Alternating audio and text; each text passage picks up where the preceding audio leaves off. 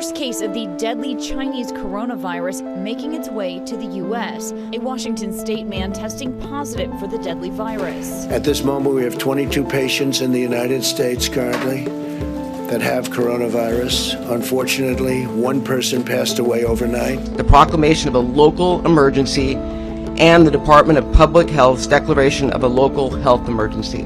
COVID-19 can be characterized as a pandemic. Effective Monday, March 16th, we will close all Los Angeles Unified Public Schools for 2 weeks while we evaluate the appropriate path forward. As many of you are aware, LAUSD announced today district-wide closures for the next 2 weeks.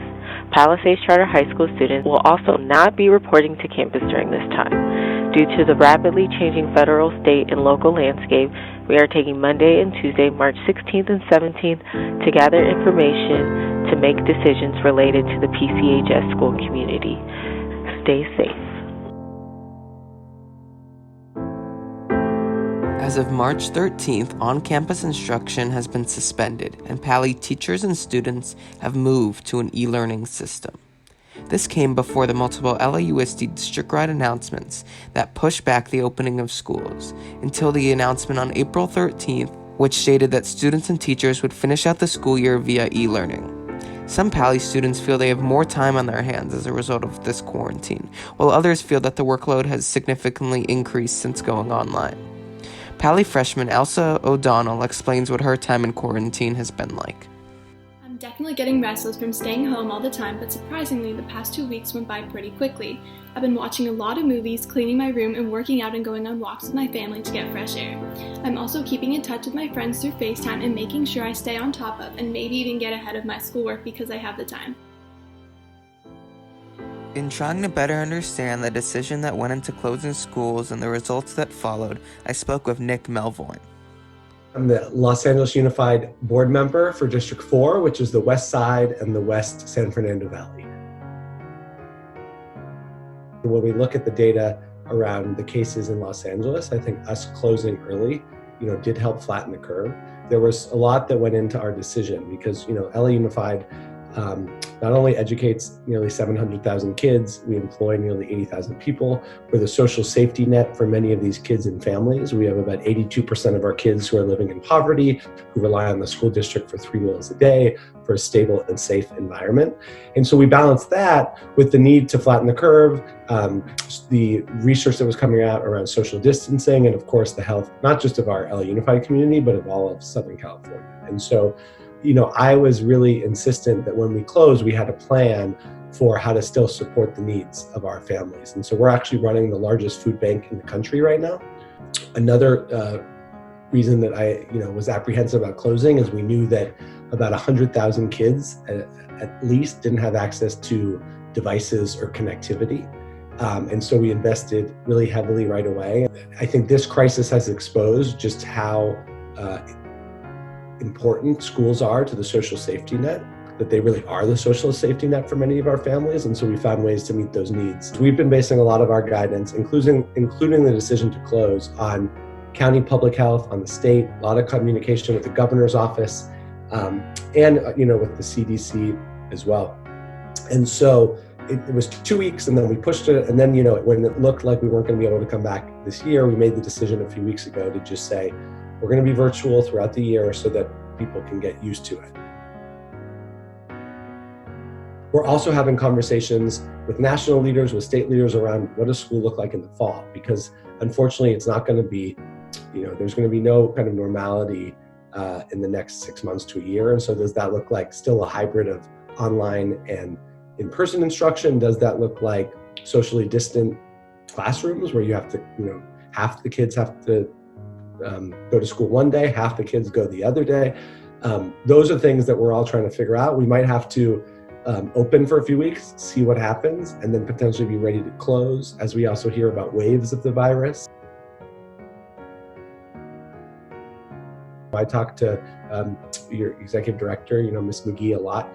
And actually, initially, we were learning a lot from what Pali was doing around online learning and getting kids devices and hooked up. So we've been issuing guidance that we think can be helpful around meal distribution. And actually, a lot of our charter schools are also serving meals as well.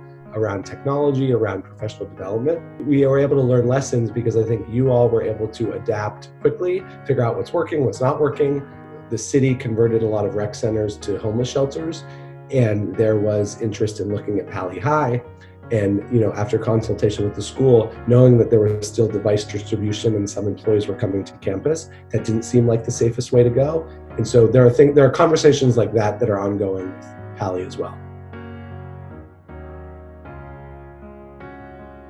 So financially, one of the first things that we asked of the governor and that he did is made sure that what we asked for, that he held us harmless. It's likely that we're going to be entering a deep recession, and that's going to really hurt schools. And so we're getting ready now to advocate for as much funding as we can, and just to protect, especially our underserved schools, to make sure they're not losing resources. Schools like Pali are fortunate to have some parent activity and fundraising where sometimes they can make up the gaps. They shouldn't have to. They're able to if they need to. A lot of schools aren't able to do that.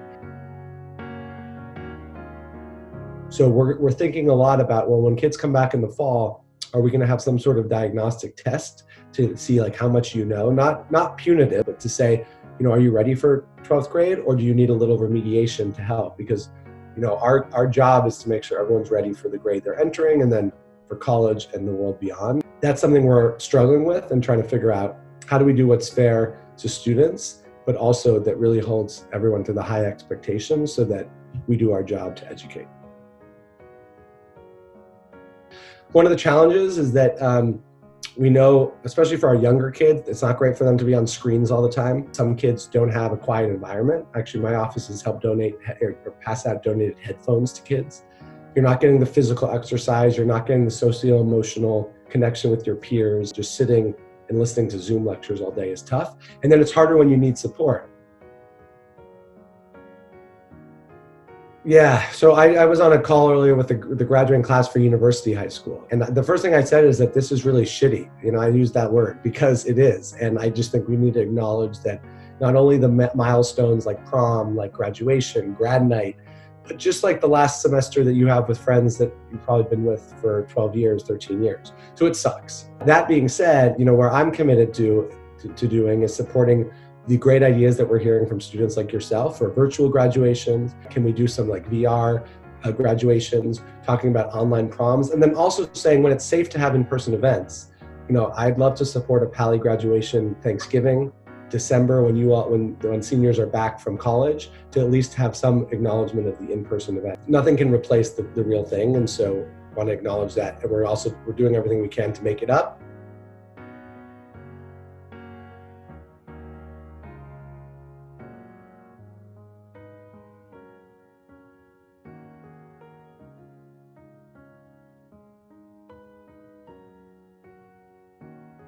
We didn't want kids, especially those who couldn't connect, to be penalized for not having internet.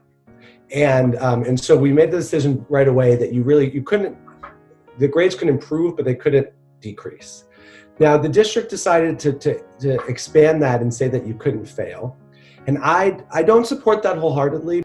It's been talked about the soft bigotry of low expectations. If we didn't think school was important, we would just say everyone graduates, and then you go out in the world without what you need. And so I think there's a balance between compassion here and rigor. And I think the district is missing some of the rigor because we want to honor the hard work of students, and we also need to make sure if you're getting that diploma, it means that you're ready to go out into the world.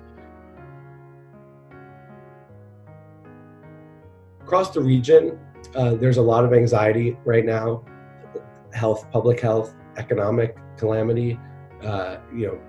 Again, like I said at the start of this interview, schools played such a critical role in the social safety net, so folks are worried about that. We're committed to doing everything we can to continue our food distribution, device distribution, support students with their mental health needs through our hotline that we've set up, through counseling. And then also, I've been inspired. I'm out at our schools giving out food throughout the week, and I've been inspired by the resilience and how folks have come together. This is truly something where everyone is no one's immune from effects of COVID-19. And so everyone is in this together. I hope that after this ends, people realize what a crucial role schools play in the community, and they'll invest in our public schools and our kids like you the way you all deserve, and not just, always be near the bottom of the totem pole when it comes to public education. In the short term, I wish people well, and our office, is here to support. nick.melvoin@lausd.net. Anyone can reach out and we'll connect you to resources that you need. And then in the longer term, I hope we utilize this opportunity to focus again on the social safety net and how important it is that we take care of one another.